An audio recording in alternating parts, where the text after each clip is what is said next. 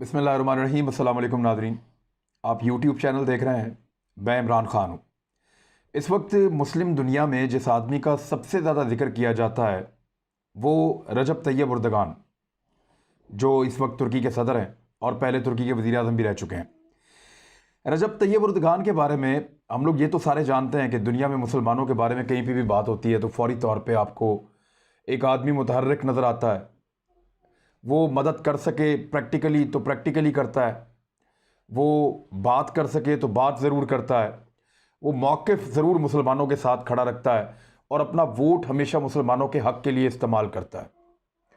तो इसलिए मुसलमानों के अंदर उसकी मकबूलियत काफ़ी ज़्यादा है रजब तैयब उर्दगान की, और ये लगातार बढ़ी है, एकदम ऐसा नहीं हुआ। ये आदमी ऐसा क्यों है, ये किस वजह से ऐसा बन गया और ये क्या करना चाहता है, इसको समझने के लिए बहुत ज़रूरी है कि आप इस आदमी के बैकग्राउंड में जाएं। आपको पता हो ये कौन है, कहाँ से आया, इसकी तरबियत कैसे हुई, किन हालात में ये बड़ा हुआ और किस किस्म के नज़रियात का ये हामी है। तो तब आप समझ पाएंगे कि रजब तैयब उर्दगान इस वक्त मुसलमान दुनिया के अंदर इतने मकबूल क्यों हुए। तो सबसे पहले तो मैं शुरू से आगाज़ कर लेते हैं कि 26 फरवरी 1954 को रजब तैयब उर्दगान पैदा हुए और इस्तंबुल के करीब एक शहर है जिसका नाम है कासिम पाशा। तो ये वहाँ एक इस्तंबुल के करीब एक शहर है, वहाँ पे पैदा हुए रजब तैयब उर्दगान, और ये 1954 में पैदा हुए, फरवरी 1954, 26 फरवरी थी। और उसके बाद इन्होंने अपनी इब्तदाई तालीम वहीं पे हासिल की, और जिस स्कूल में हासिल की वो भी मजहबी नौइयत का एक स्कूल था, यानी उसका जो नाम है वो इमाम हातिब स्कूल है, और यहाँ से उन्होंने अपनी ग्रेजुएशन की है। इस स्कूल का एक कानून था, वो समझना आपको थोड़ा ज़रूरी है। इसका जो फार्मूला था एजुकेशन का या तालीम देने का, वो ये था कि ये 1/4 यानी 25% तालीम जो है वो कुरान मजीद और अहादीस नबवी सल्लल्लाहु अलैहि वसल्लम के मुताबिक देते थे। तो ये जो इमाम हातिब स्कूल था जहाँ पे तालीम हासिल की रजब तैयब उर्दगान ने अपने बचपन में एक मदरसे में, फिर वहाँ पे तालीम हासिल की, और ये जो तालीम है इसका 25% हिस्सा कुरान मजीद पे, अरबी पे और अहादीस नबवी पे और नबी अकरम सल्लल्लाहु अलैहि वसल्लम की सीरत पे मबनी था।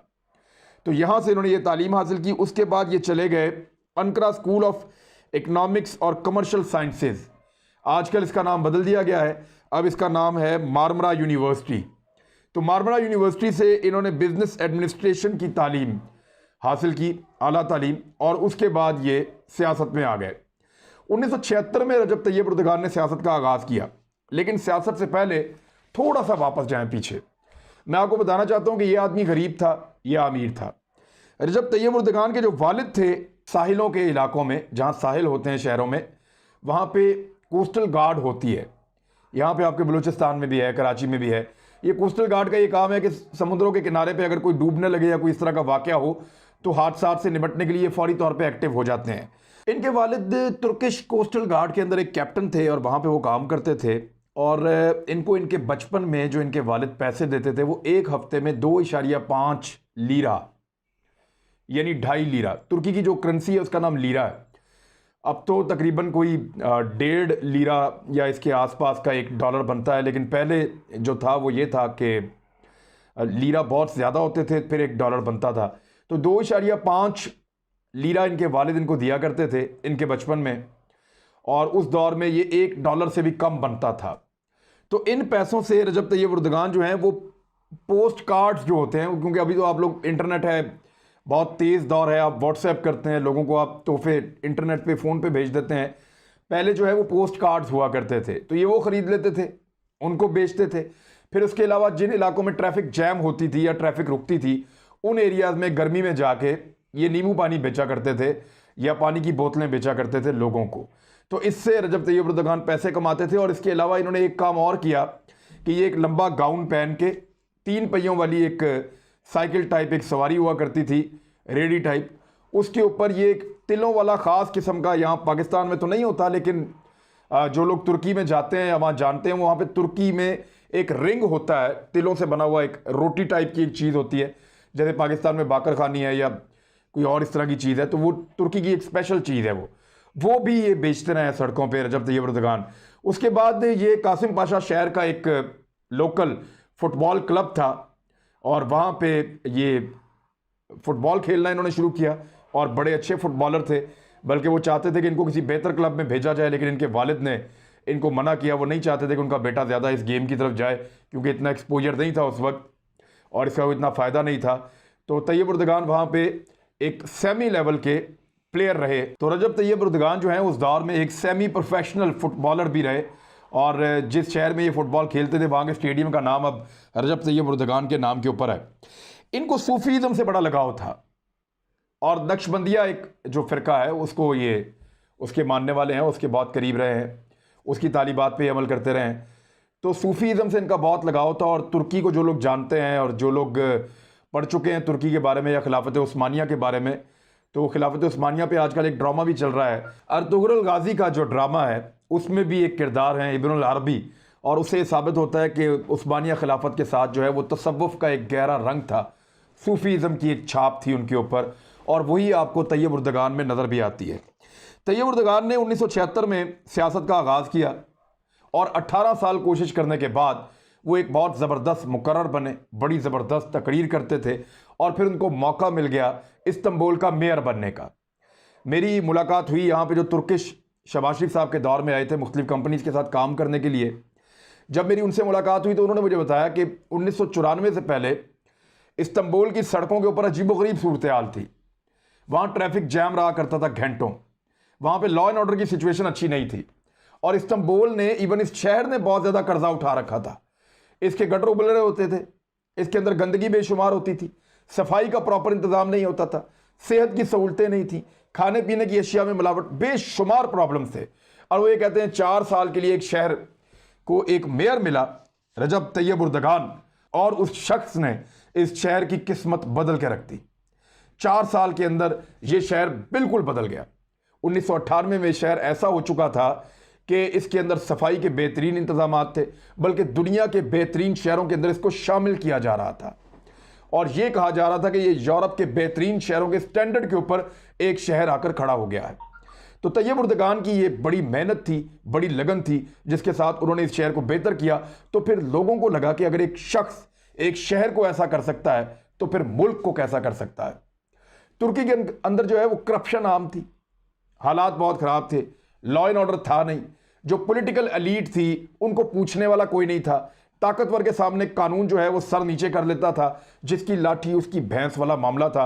और तुर्की की सबसे बड़ी ख्वाहिश ये थी, एक सेकुलर मुल्क होने की वजह से, कि हम किसी तरह यूरोपीय यूनियन का हिस्सा बन जाए, और इसके लिए वो किसी भी लेवल पे जाने के लिए तैयार थे। अपना माजी, अपनी इकदार वो भुला चुके थे। उस वक्त रजब तैयब उर्दगान ने 3 मुख्तलिफ पॉलिटिकल पार्टीज में वो अपनी ज़िंदगी में रहे हैं। सबसे पहले वो 1981 से पहले तक वो रहे नेशनल सैल्वेशन पार्टी में, और उसके बाद 1983 से 1998 तक वो रहे वेलफेयर पार्टी में। वेलफेयर पार्टी के ज़रिए ही वो मेयर बने थे इस्तांबुल के। इसका पुराना नाम जो है कुस्तुनतुनिया है, ये भी याद रखें आप। 1998 से 2001 तक जो है वो वर्च्यू पार्टी में रहे, और उसके बाद रजब तैयब उर्दगान ने अपनी पार्टी बनाई 2001 में। 2001 में जो उन्होंने अपनी पार्टी बनाई उसका नाम रखा जस्टिस एंड डेवलपमेंट पार्टी। रजब तैयब उर्दगान पहले एक दफ़ा गिरफ्तार भी हो चुके हैं, और गिरफ्तार वो इसलिए हुए कि उन्होंने एक नज़म पढ़ी थी एक शायर की, और वो नज़म जो है वो उसको कंट्रोवर्शियल करार दिया गया, और रजब तैयब उर्दगान को जो है वो गिरफ्तार कर लिया गया। वजूहात खाली वो नज़म पढ़ना नहीं थी, वजूहात वो चीज़ें थी जिस पे रजब तैयब उर्दगान चल रहे थे। ये जिस जगह जाते थे लोगों को अपना मद्दाह बना लेते थे। इनकी मौजूदगी में तेज़ी से इस्लाम आगे की तरफ बढ़ रहा था। ख़वातीन जो हैं वो इनकी वाइफ को देख के स्काफ करना शुरू हो गई थी, और रिलीजन से ताल्लुक़ रखने वाले इस्लाम पसंद लोग जो है वो इनके साथ जुड़ते चले जा रहे थे। तो इस वजह से इनको सेकुलर तुर्की में इनके लिए जगह नहीं बन रही थी, इनको रोकने की कोशिश की गई, इनको गिरफ्तार भी किया गया। उस बीच में रजब तैयब उर्दगान ने फैसला किया कि क्यों ना मैं एक ऐसी पॉलिटिकल पार्टी बनाऊं जिसके ऊपर इस्लाम के बजाय डेवलपमेंट और वेलफेयर की एक छाप हो, ताकि मेरा रास्ता ना रोका जाए। उनके अंदर एक बहुत बड़ा मुसलमान बैठा था जो उनको बार बार आगे बढ़ने के लिए कहता था, जो बार बार उनको उनका माजी याद दिलाता था, जो बार बार खिलाफत उस्मानिया और खुलफाए राशिदीन का दौर याद दिलाता था। लेकिन उन्होंने एक पार्टी बनाई जस्टिस एंड डेवलपमेंट पार्टी, कि यहाँ पे इंसाफ और तरक्की के नाम पे एक पार्टी मैं बना रहा हूँ। और एक साल के अंदर ये तैयब उर्दगान की मकबूलियत थी कि एक साल के अंदर जो इलेक्शन हुआ 2002 में, वो इनकी पार्टी जीत गई। रजब तैयब उर्दगान जो है वो पहले प्राइम मिनिस्टर बने और 2014 तक तुर्की के प्राइम मिनिस्टर रहे। 2014 में वो सदर बने, 2018 में दोबारा सदर बने। यानी रजब तैयब उर्दगान 2002 से लेकर अब तक लगातार इक्तदार में चले आ रहे हैं, कोई इनको हरा नहीं पा रहा। इस बीच में इनके खिलाफ बहुत सारी साजिशें की गई।